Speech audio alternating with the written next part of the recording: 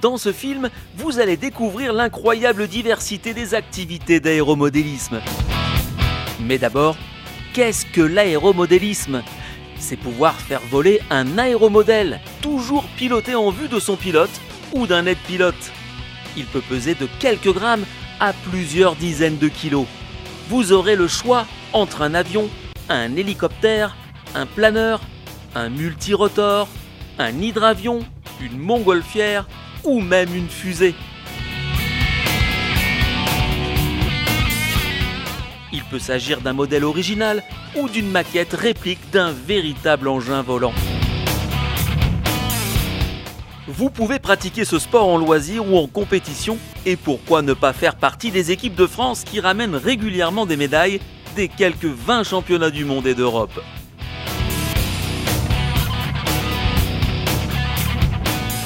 Il existe 4 catégories d'aéromodélisme. Le vol libre, le vol circulaire, le planeur radiocommandé et l'aéromodèle motorisé radiocommandé.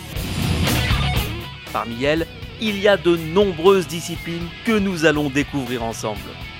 Bienvenue dans cet univers passionnant, à la fois un loisir et un sport de compétition accessible à tous. Commençons par les aéromodèles motorisés radiocommandés. En intérieur ou en extérieur, le modèle est guidé à vue par le pilote grâce à une radiocommande.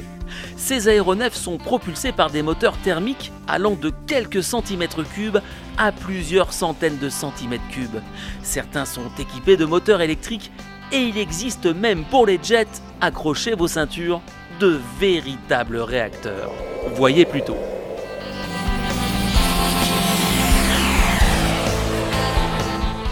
Le vol motorisé radiocommandé regroupe plusieurs disciplines. La voltige avion,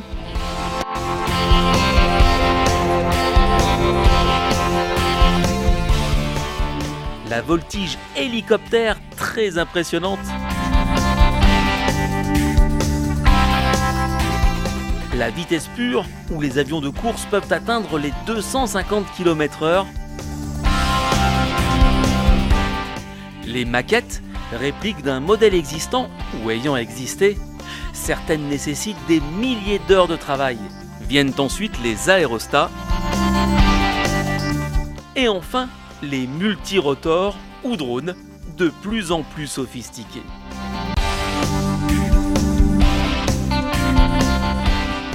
Intéressons-nous maintenant aux planeurs radiocommandés.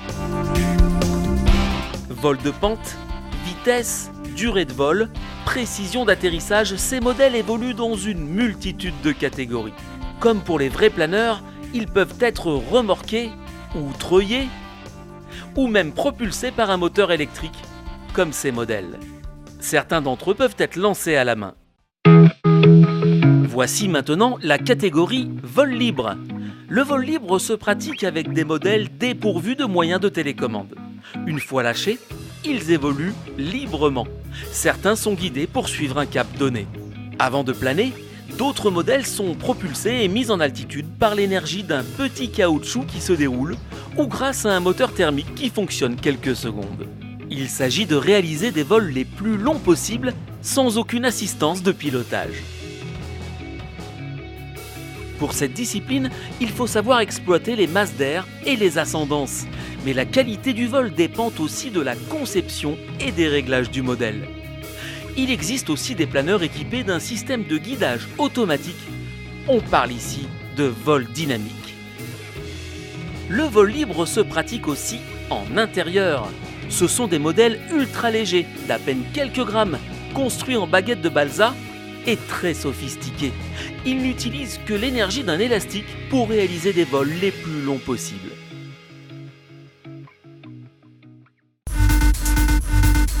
Nous terminons avec le vol circulaire, certainement l'une des disciplines les plus originales, où les avions motorisés sont reliés à des câbles et une poignée qui permet de les piloter en faisant des tours. Au programme, des vitesses vertigineuses, jusqu'à 300 km/h, des combats, des acrobaties et des courses en équipe.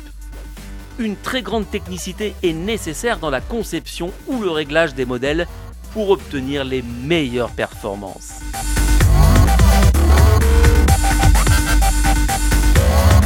En aéromodélisme, quelle que soit la discipline, vous pouvez choisir des modèles prêts à voler ou les construire vous-même grâce à des techniques qui n'ont rien à envier à l'aviation grandeur. L'aéromodélisme privilégie l'apprentissage technologique, de la lecture d'un plan à l'assemblage, la manipulation de matériaux, la précision, jusqu'à la conception de modèles totalement imaginés par son créateur et même la fabrication 3D. Des passionnés sont là pour vous apprendre toutes ces techniques au sein des différents clubs. Le pilotage en double commande plus sécurisant vous permettra d'apprendre à voler sans mettre en péril votre modèle. Alors, quelle discipline vous tente ? L'aéromodélisme peut se pratiquer dès le plus jeune âge. En France, ce sport regroupe 28 000 licenciés dans près de 850 clubs. N'hésitez pas à vous rapprocher de la Fédération française d'aéromodélisme pour vous renseigner et retrouver toutes ces informations en détail à l'adresse de notre site qui s'affiche à l'écran. À très bientôt!